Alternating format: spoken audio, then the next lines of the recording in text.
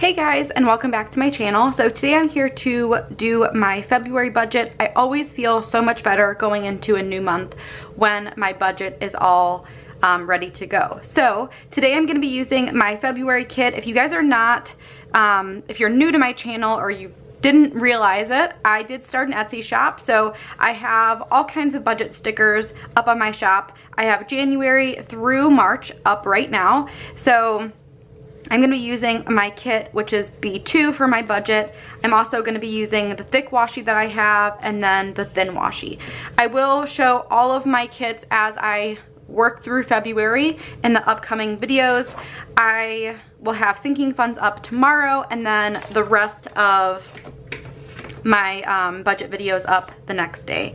So I'm just going to start off by putting down my thick washi at the top. I tried to put together a kit that I thought would go nicely with the February colors, as well as just, you know, kind of go with my style. I love floral, so that was obviously one of my go-to things that I wanted to have here. So just go ahead and set it all up. Fits really nicely in there. This makes budgeting so much easier. I haven't gotten comments like this in a while, but I did recently get a comment like, why don't you just use Excel? You can link everything. And you guys know, because you watched my channel, most of you guys I feel like are kind of repeat watchers, but I use Excel every day, all day at work. The last thing that I want to do when I get home is to work in Excel even more. So I know that it seems kind of ridiculous to people who are new to budgeting or new to planning in general to like use stickers and whatever you might think, but I personally I love working with my hands. I love writing things down, and so for me this is like a no-brainer. But if you enjoy, you know, using Excel when you're at home and you don't use it so much at work, then doing it that way is, I agree, it would be a lot easier. You can link things. It doesn't have to be, you know, you don't have to put it all together and format everything, but I personally love it, so I'm going to continue to do it. So for our income, we have two pieces. We have my salary, and then we have my variable income, which is really coming from YouTube and Etsy and whatever else I might be doing at that time. So those are the two things. And I do have a variable income tracker. That's going to be one of the things that will be up on Tuesday when I do my cash clips and my other trackers, because I do like to keep track of all the different pieces that go into that variable income, as well as anything that I might be paying out. That is something that I kind of keep track of for tax purposes as well. But you know, if, for example, for my sticker shop, if I'm buying ink, I need to keep track of that so I know what's left over and what I can pull over to our actual budget. So I'm just going to use one of the thin strips of washi right there to block off my income from my expenses, and then I'm just going to go ahead and put my expenses down and we can kind of walk through it. My budget doesn't change a ton because I use sinking funds, and I love sinking funds, guys. I'm telling you, as I continue to budget, I'm realizing that sinking funds is probably one of the best ideas ever, just because your life just throws so many unexpected things and you can't plan for those things. But if you have a little bit of money set aside, and you know, you're planning for something random to happen, it makes life so much easier. There are times where, you know, Macy grows out of shoes, or I forgot that we needed diapers this month or something like that, and having a sinking fund for those things helps make our budget smoother so that we don't have unexpected unbudgeted items or over budget items, but it also just makes it a no-brainer. Like, oh, Macy's running out of diapers, I'm gonna go get diapers. Like, it's Macy's shoes are too small, I'm gonna go pick up some shoes. It takes all of the wondering of whether you should do it out of the equation. So I personally love it. That's kind of why our budget is very similar every month, although there are always some little things that kind of change. So I'm gonna just walk through, write down all of our expenses, and then I'll put our budgeted amount in. So the first thing that I always have here is our mortgage, then electric, gas for our house. If you're wondering, we do have trash, we do have water. Those are part of our sinking funds because those are either every 2 months or every 3 months. And so instead of having a random $90 gas or $90 water bill, I decide to put away $45 each month, and that way, again, it's smoother. So then we also have our cable and internet. We have Netflix. I do have Apple Music. I prefer that because I hate listening to the radio. It just drives me crazy that no matter when I go anywhere, like, there's always commercials. It just drives me insane. Like, I get that they have to do it. I totally understand that, but I personally just, like, I love listening to music in the car, and so Apple Music is nice. I can connect the Bluetooth to my phone, and bam, I can listen to whatever I want. The only downside is I do get sick of my playlist, so I have to go and add more stuff. We also do have Amazon Prime, and I talked about this before, putting that as part of, like, my business stuff, but we'll see. I've talked about this 100 times in some of my Plan With Me's, but I need to talk to a tax professional and figure stuff out. I get a lot of questions about, like, whether I can expense my nails and stuff like that. I honestly don't know. I've done research into, like, tax rules for YouTubers, and there's just not a ton of guidance out there. So I am reaching out to someone nearby who does taxes for small businesses, and I'm hoping that I can get some more guidance from them. So I'm definitely not the person to ask when it comes to tax related details, because although I am an accountant, I don't deal with taxes. I do very minimal work with taxes at my current job, and that's just not my area of specialty. So I'm not the right person to ask, but I definitely, if you have those questions, if you have your own channel, if you're thinking about opening up a channel or starting a channel, I definitely recommend talking to someone and figuring those things out. We also have our car, and gas for our car. Then we have groceries, eating out, and eating out for us is a cash divider or cash envelope type of thing, so I like to put a little C next to it.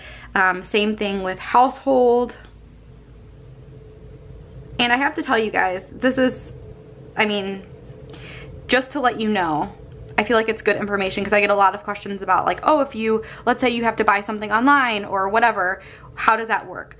Household, we normally use exclusively at Target. I have a Target card, a Target Red card. So basically what I do is I take the money out. So for example, this month I'm gonna take out $100. And then I'll go to Target, use my Red card because I get 5% off. And then I just take the money out of my cash divider and put it into my, like, regular bank account cash divider. That's pretty much how it goes, but I like doing that because, again, we set a limit for ourselves. If we didn't have that limit, we could potentially overspend. So I know, like, right now, I'm giving us $100 just in case we need toilet paper or new shampoo, conditioner, stuff like that. But if you don't have that amount there, you're definitely way more likely to spend more than what you really need to. Oh, you know, this pot looks good. You know, we need new pots and pans. But I personally I like to give us a set amount and do that as a cash clip. But just, again, do what works for you. Because we don't do that with groceries just because I feel like it's easier not to do cash with groceries, but some people do. So again, just find what works for you and your family and kind of go with it. We also have haircuts, and the haircuts really just include Jason's monthly haircut and then my eyebrows. I am also adding a coffee category. I have not had a coffee category for a while, but since I'm studying for the CPA, my next exam is in February. So I just want to free up a little bit of my allowance because a lot of my allowance goes to getting coffee. And again, I'm not trying to drink coffee every day, but some days you're just exhausted and you're like, I need some type of motivation, and that's what that is.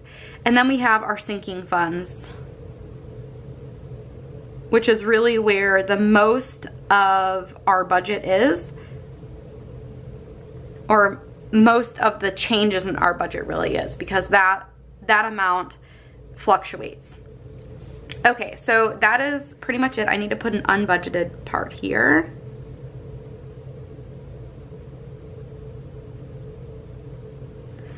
Okay, and then we'll put our total expenses down.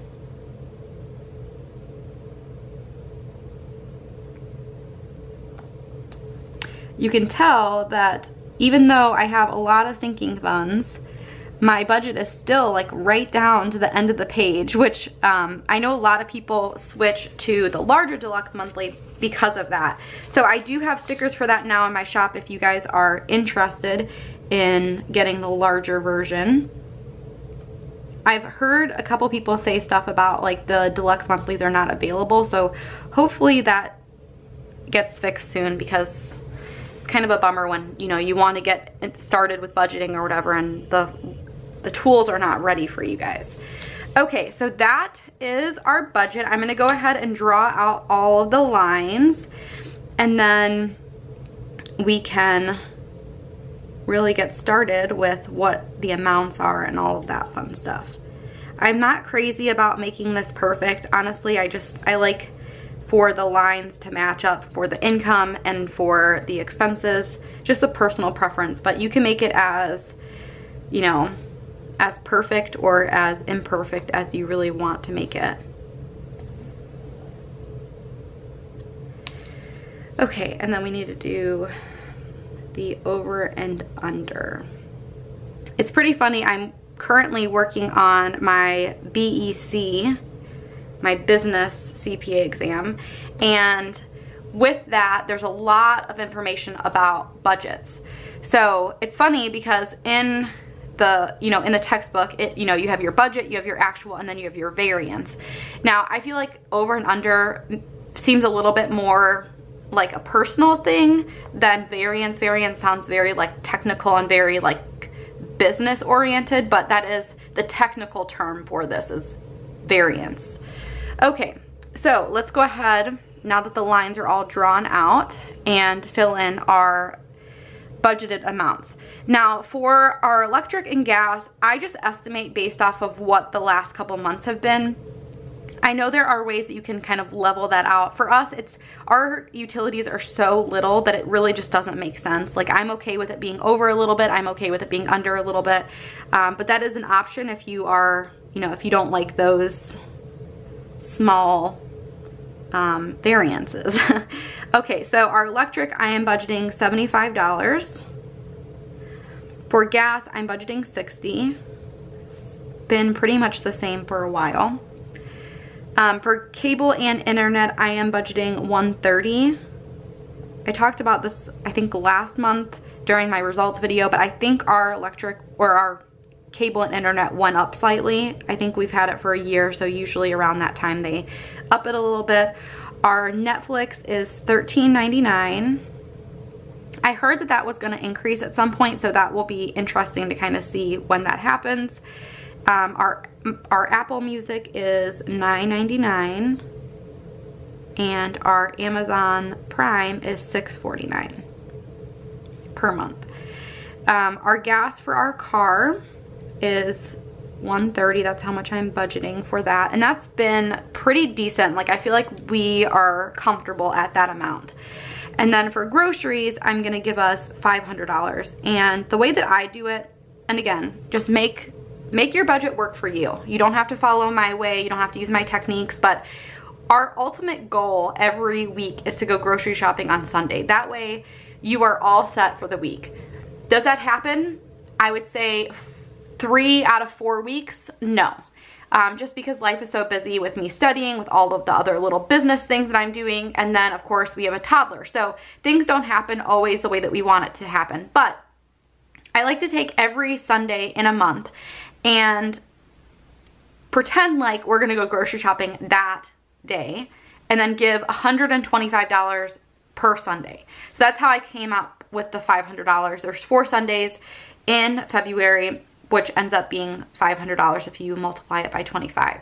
For eating out, I just kind of go with whatever seems like a decent amount for that month. I used to do $40 per week, but I kind of upped it again because we've been really busy, really busy, and so sometimes it's just easier to grab something than to like cook a full meal. So $200 for eating out.